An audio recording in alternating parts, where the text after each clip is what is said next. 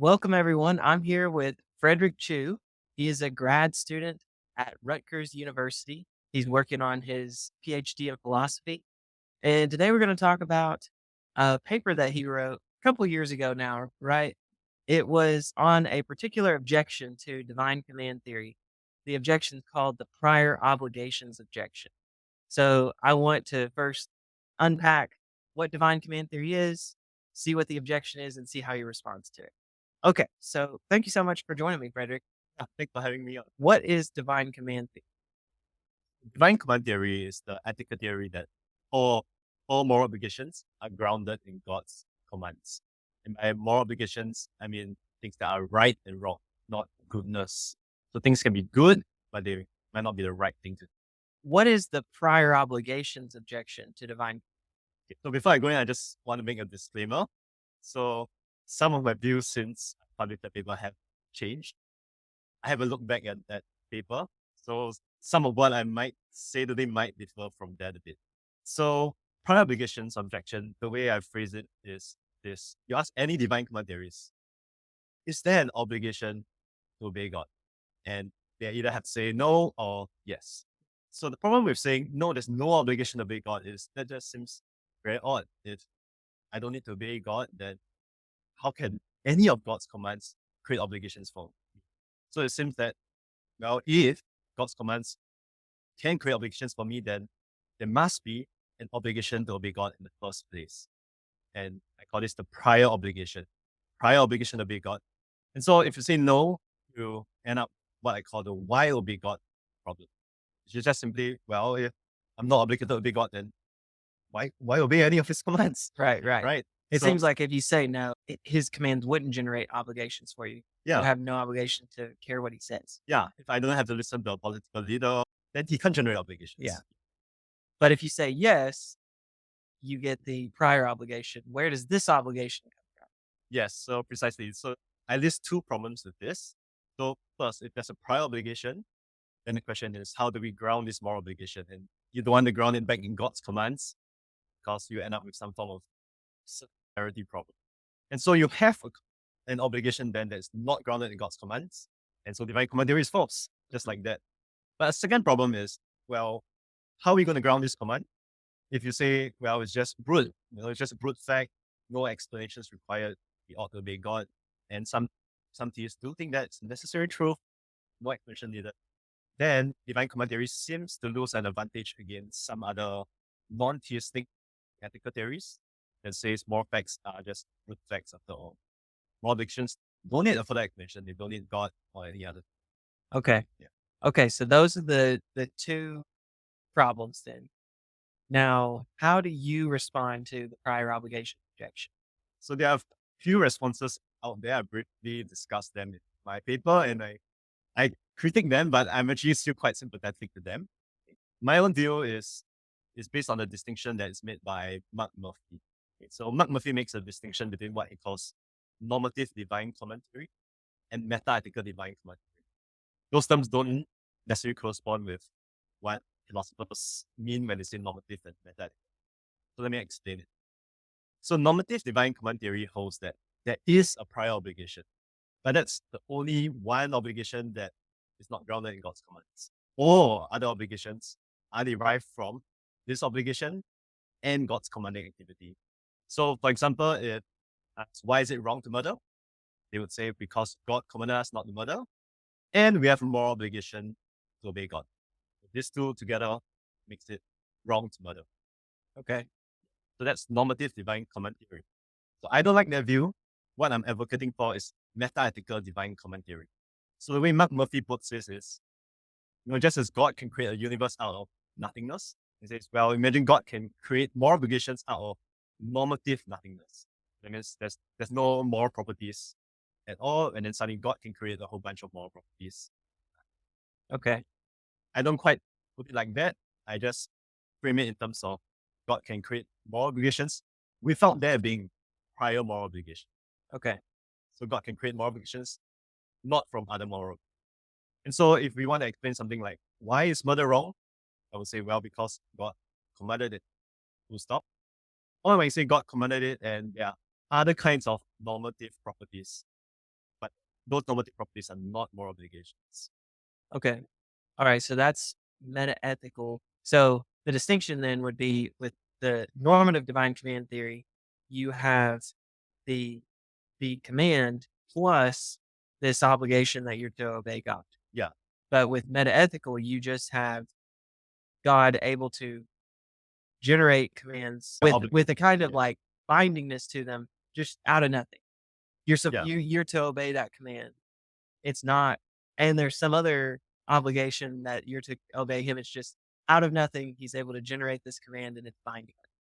Either out of nothing or out of something that is not a moral obligation. Ah, That's the view I kind of go okay. down. It's out of something, but that something is not a moral obligation. It's not a moral obligation. So maybe can you unpack that then? What would that thing be? Yeah. Okay. So let me go into arguments for it, and then Oh, you'll okay, okay. kind of see my whole view. So I have four arguments for why we should embrace mathematical divine command. So the first is the social nature of obligations. And this is the idea that, obligations need to come from another person. A rock cannot obligate me. Non-natural propositions cannot obligate me. Okay. So if you're sympathetic to that view, and divine command theories generally are, they think obligations need obligator, or they think some features of morality points towards the person, like say guilt or something like that, then you would think all moral obligations have a social nature. Okay. But once you think all moral obligations have a social nature, and you look at the prior obligation, it lacks social nature, then you're forced to say, well, then we should just dismiss the prior obligation because it violates this feature of morality. Okay. So that's the first argument. Second is, I just kind of repeat Mark Murphy's argument. And Mark Murphy argues that because God is sovereign, it gives us reason to accept mathematical divine command theory. And the idea of divine sovereignty that he has is that everything that is distinct from God must be in some way dependent on God. So God must ground it in some way. And so the existence of any moral obligation then must be dependent on God's willing that it obtain. Okay. So third is that divine command theory proponents, they typically hold to what I call an identity version of divine command theory. So what that is they say God's commands is identical to our moral obligations. It's just one and the same thing, just like water is to yes. So imagine someone asks, why should I do what is right? Many atheists think there's something odd about such a question because they're like asking, why is it right to do what is right? And so they'll say, there's no further explanation. It's simply because it is right. They don't want to reply, oh, because you have prior moral obligation to fulfill your moral obligation. That just seems very odd that you have moral obligations to fulfill all your other moral obligations. Yes. So if you hold moral obligation identical to God's commands, and there's no prior moral obligation, then it should hold in both cases. And so this can also help to address the why obey God problem. Why ought I do what God commands? The answer is, well, simply because God's commands are our moral obligation. They're one and the same thing. So it's like asking, why ought I drink H2O if I want to drink water? H2O is water. Uh-huh. I see. Okay. So that's how to address the why obey God problem of those who hold to this identity relation. Okay. Question of why ought I do God's commands is exactly this. Why ought I do whatever God commands is just the same question as why should I do what is morally right? I see. They're one and the same. So that was the third. And you said you had four? Okay. So the fourth one, I think, is what I find the most convincing, Okay. which is to look at the case of legal obligations. So, of course, philosophers disagree on how to justify legal authority and whether anyone in the world actually qualifies. But I think many of us will accept, well, if someone has legal authority, then what that person commands or laws that the person executes would result in legal obligations for us. And so I call this legal authority command theory. Command is understood loosely to allow, like, if I legislate a law, it results in a legal obligation. Okay. So the idea is very similar to divine command theory. Now it just says all legal obligations are grounded in the legal authority. Just as divine command theory wants to say all moral obligations are grounded in the moral authority. So I asked myself, can I launch prior obligations objection against legal authority command theory? So testing out and quite easy to answer it in the legal case. So as someone who defends legal authority command theory, is there a legal obligation to obey legal authorities that's grounded independent of them? And I think someone who defends that view would say, no, there isn't. If there are no legal authorities, there are no legal obligations. There's not some prior legal obligation just floating out there. And so it seems, well, no legal authorities, no legal obligations at all. And the divine command theories want to make the same move. And I think if you hold to that legal authority command theory, you want to say, well, how then do they create all these legal obligations? Well, it is through their legal authority or through whatever grounds their legal authority, whether you think this is a form of consent or whatever it is. It's not in virtue of some prior legal obligation that just floats out there. Yes. So that's what gives legal authorities the power to create legal. So similarly, I was thinking, look, divine command theory proponents can say the exact same thing. We don't need to appeal to some higher moral obligation. We just need to appeal to God's moral authority or whatever grounds God's moral authority, whether you think this is goodness, knowledge, it's creator status, or whatever it is. And so to address the why obey God problem, you can just say, well, whatever grounds God's moral authority is the thing that gives him the power to create moral obligations. Okay. Without there being a prior moral obligation. Yeah. Now, with the legal authority case, I would think we as a culture agree to elect certain officials, and by doing that, we are the ones that are responsible for their authority. It was given to them by us. But we don't want to say that with God. It's not as though God's authority comes from us. We haven't always been around, he has, and so on. So, but you said there could be other grounds for his authority, like his perfect knowledge. So if he's perfectly rational, the creator, he's kind of like a parent. Maybe you have obligations to your parent. They have the kind of authority that you didn't necessarily grant them, but nevertheless, something like that. Am I on the right track? Yeah. Okay. How we want to ground legal authority must definitely be different from moral authority. Yeah. Because if not, we'll just be reducing moral authority to a form of legal authority, of course. Mhm. And we don't want that because they have different problems. Yeah. Okay.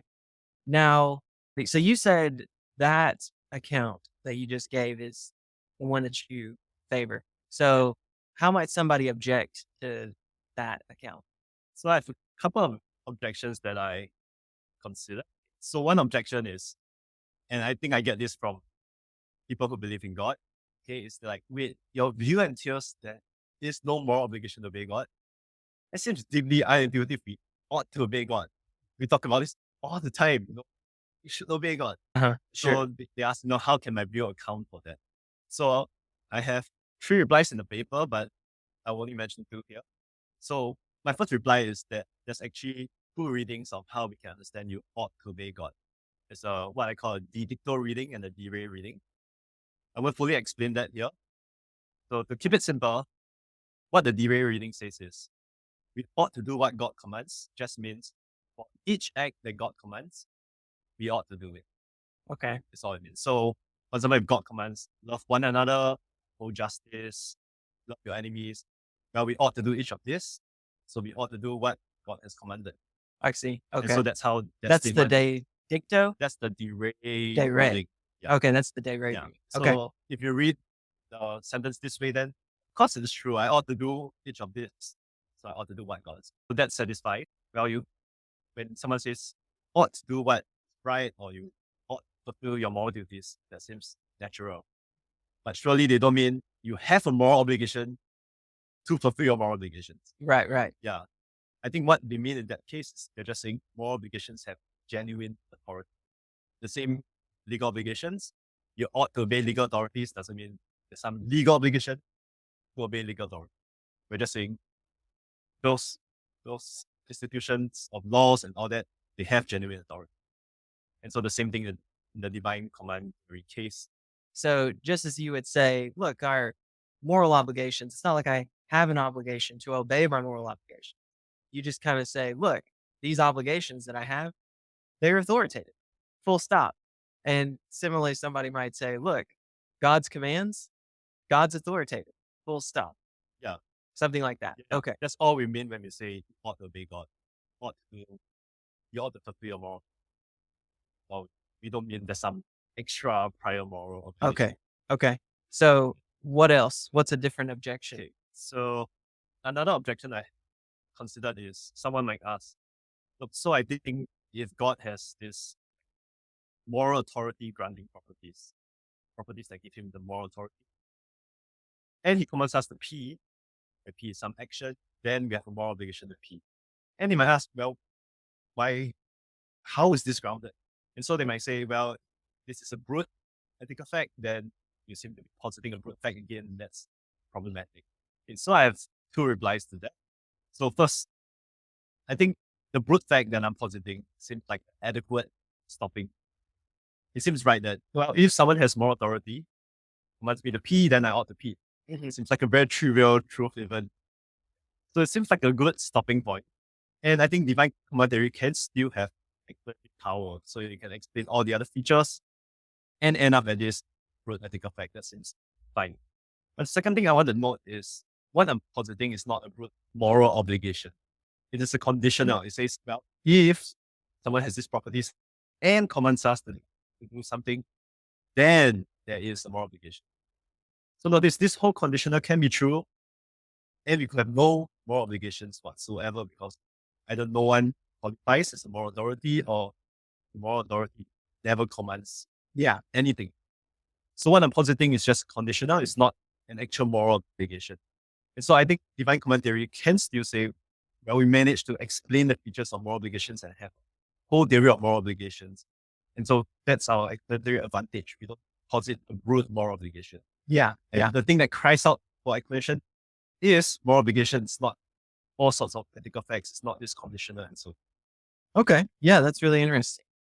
So another objection is that, look, how about other non-theistic ethical theories?